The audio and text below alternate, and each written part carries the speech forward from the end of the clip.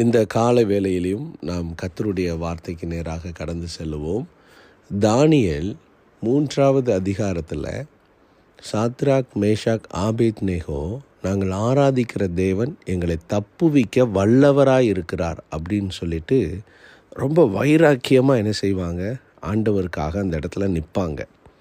ஆனால் நடந்தது என்னன்னு கேட்டால், அவங்க வைராக்கியமாக நிற்கிறத ராஜா பார்த்த உடனே என்ன பண்ணுறாருனா, அங்கே எரிந்து கொண்டிருக்கிற அந்த தீயை 7 மடங்கு அதிகப்படுத்துகிறார். தெய்வ பிள்ளைகளே, நாம் கர்த்தருக்குள்ளே வைராக்கியமாக நிற்கணும் அப்படின்னு பிளான் பண்ணால், சத்துரு என்ன பண்ணுவான்னா பிரச்சனைகளை 7 மடங்கு அதிகமாக்குவான். நம்மளை பயமுறுத்த தான், வேறு ஒன்றும் இல்லை.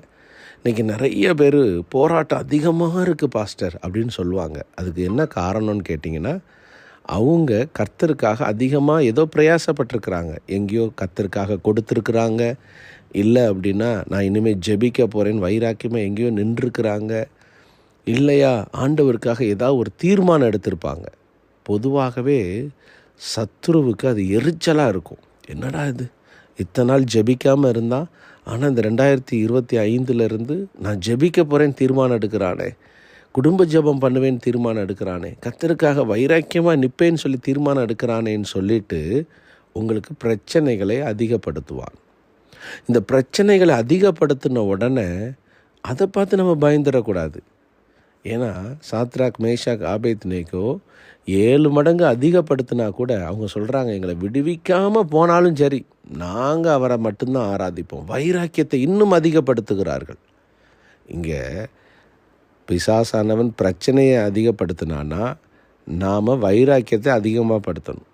எனக்கு நடக்குதோ நடக்கலையோ, நான் கர்த்தருக்குள்ளே ஜபத்தை விட மாட்டேன், கர்த்தருக்குள்ளே உறுதியாக நிற்பேன், என் வாழ்க்கை தேவனுக்கு பிரியமானதாக தான் இருக்குன்னு சொல்லி நாம் வைராக்கியத்தை அதிகப்படுத்தணும்.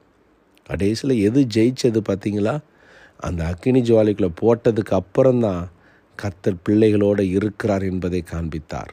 இன்றைக்கும் கூட சில நேரம் ஆண்டவர் நம்ம கூட இல்லையோ, பிரச்சனை இவ்வளோ பெருசாக மாறிடுச்சே, என்னை சுற்றிலும் நெருக்கம் வந்துருச்சே, நான் எதுவுமே பண்ண முடியலேன்னு சொல்லி நீங்கள் நினச்சிட்டு இருக்கிறீங்க. ஆனால் எதுவும் உங்களை மேற்கொள்ள முடியாது. கர்த்தர் உங்கள் கூட இருக்கிறாருங்கிறத பிரச்சனைகளுக்குள்ளே உங்களை யாராவது தள்ளி விடும்போது தான் கர்த்தருடைய மகிமை வெளிப்படும். ஆமேன்னு சொல்லுங்கள். ஹல்லேலூயா. எத்தனை பேர் விசுவாசிக்கிறீங்க? இந்த கால வேளையில் உங்களை பயமுறுத்தவே சத்துரு அதிகமாக பிரயாசப்பட்டுட்டு இருக்கிறான். ஏன் பயமுறுத்துறான்னா, உங்களை பார்த்தா அவனுக்கு பயம். இவனை சும்மா விட்டால் ஜெபிச்சு ஜெயம் எடுத்துருவான், இவனை சும்மா விட்டால் ஆண்டவருக்காக பெரிய காரியங்களை செஞ்சிருவான்னு சொல்லிட்டு சும்மாவே விடக்கூடாது. இவனை பயத்திலே வச்சுருக்கணும், இவனை குழப்பத்திலே வச்சுருக்கணும் அப்படின்ட்டு தான் உங்களோட போராடிக்கிட்டு இருக்கிறான். ஆனால் பாருங்கள், கொஞ்சம் கவனித்து பாருங்கள், நம்ம பக்கத்து வீட்டில், எழுத்து வீட்டில், நம்ம கூட இருக்க ஃப்ரெண்ட்ஸுகளெல்லாம் கொஞ்சம் கவனித்து பாருங்கள். ரொம்ப ஜாலியாக இருப்பாங்க, ரொம்ப சந்தோஷமாக இருப்பாங்க. நமக்கு மட்டும் பொறாமையாக இருக்கும். என்னடா இது, ஆண்டவருக்காக நிற்கிறோம், நம்ம வாழ்க்கையில் இவ்வளோ போராட்டமாக இருக்கே, அவங்க நல்லா இருக்கிறாங்களே நம்ம நினைப்போம். ஆனால் கர்த்தர் நம்மளை கைவிட மாட்டார்னு இந்த கால வேளையில் வாக்கு பண்ணுகிறார். அல்லேலூயா. எந்த சூழ்நிலைகளையும் அவர் நம்மளை மகிமைப்படுத்துவாரே ஒழிய அவர் நம்மளை தலைகுனிய விட மாட்டார். நீங்கள் எந்த நெருக்கத்தில் இருந்தாலும், எவ்வளோ போராட்டம் இருந்தாலும், எவ்வளோ பிரச்சனைகள் இருந்தாலும் கர்த்தர் உங்களுக்கு ஜெயம் தர ஆயத்தமாக இருக்கிறார். நம்முடைய தேவன் சர்வ வல்லமையுள்ள தேவன். அக்கினி ஜுவாலைக்குள்ளே போட்டதுக்கு அப்புறமும் அழகாக வாக்கிங் போட்டு நடந்துட்டுருக்குறாங்க.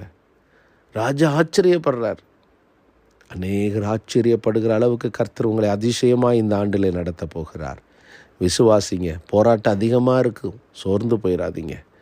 பிரச்சனைகளாக பிசாசு கொண்டு வருவான், பின்னுக்கு போயிடாதீங்க, முன்னுக்கு நில்லுங்க. கர்த்தர் உங்களை அற்புதமாக மாற்ற போகிறார். நீங்கள் தான் அற்புதமாக நிற்க போகிறீங்க. உங்கள் பிள்ளைகளை கர்த்தர் சாட்சியாக எழுப்ப போகிறாரு. என் ஜனம் ஒருபோது வெட்கப்பட்டு போவதில்லை கர்த்தர் சொல்கிறார். இந்த கால வேளையில் நாமும் கூட ஆண்டவருக்குள்ளே இன்னும் உறுதியாக நிற்போம். எந்த போராட்டத்தை பார்த்து சோர்ந்து போயிட வேண்டாம். அவர் நம்மை விடுவிக்கிற கர்த்தராக இருக்கிறார். எந்த நிலைமையில் இருந்தாலும், எந்த நெருக்கத்தில் இருந்தாலும் விடுவிக்க அவர் போதுமானவராக இருக்கிறார். அல்லேலூயா.